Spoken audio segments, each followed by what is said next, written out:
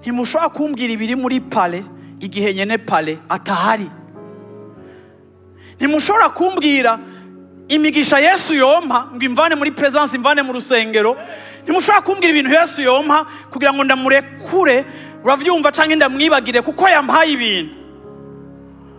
Kuko jewe sindi kavakure yibagira uwanshikanya aha hantu, kandi pale ntiryoshe sans la présence ya nyeneyo.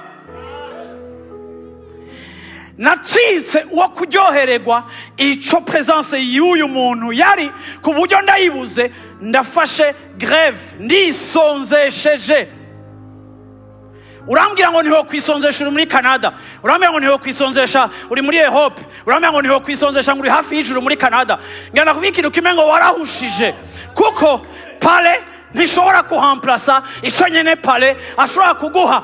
Ubwiza bw'umwami muruta umugisha w'umwami. Ego ufise umugisha w'ivy'umwami, ariko hari absence y'umwami. Ntitwisonzesha kubera turiko turondera ivyaduha, ariko twisonzesha kuko dukeneye presence yiwe. Turatereka ubwanwa, turaguma uko turi, turagumana ubucafu, kuko turakeneye nyene pale kurusha uko dukeneye ibi muri etagere za pale.